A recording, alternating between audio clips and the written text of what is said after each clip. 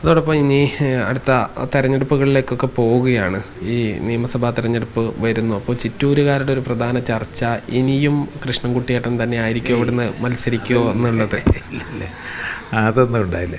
അതെന്ന് വെച്ചാൽ അത് പുതിയ ആളുകൾക്കൊരു വഴിമാറി കൊടുക്കണ്ടേ നമ്മൾ. അപ്പോൾ ഇനി മത്സര രംഗത്ത് ഉണ്ടാവില്ല എന്നാണ് എൻ്റെ തീരുമാനം. ആരോഗ്യമനുസരിച്ച് പൊതുരംഗത്തുണ്ടാകും, ജനപ്രതിനിധി എന്ന നിലയ്ക്ക് ഉണ്ടാവും, പൊതുരംഗത്തുണ്ടാവും. ജനങ്ങളുടെ പ്രശ്നം ഏറ്റെടുത്തുകൊണ്ട് പണ്ട് ഇവിടെ ഐത്യത്തിനൊക്കെതിരായി പോരാടിയ ആളാണ്, അറിയോ? ഐത്യത്തിന് 6-1 പതമ്പ് കൊണ്ടുവന്നത് ഒക്കെ കർഷക തൊഴിലാളികളെ സംഘടിപ്പിച്ച് അങ്ങനെയൊക്കെ ജനങ്ങളുടെ പ്രശ്നം ഏറ്റെടുത്തിട്ട് വന്നതാണ്. അതേപോലെ ഇൻട്രസ്റ്റേറ്റ് വാട്ടർ, അതൊക്കെ നമ്മൾ സജീവമായി ഇടപെട്ടിട്ടുണ്ട്. അതിൻ്റെ കുറേ ഫലം കാണുകയും ചെയ്തു. ഇതൊക്കെയാണ് എനിക്ക് ചുരുക്കത്തിൽ പറയാനുള്ളത്.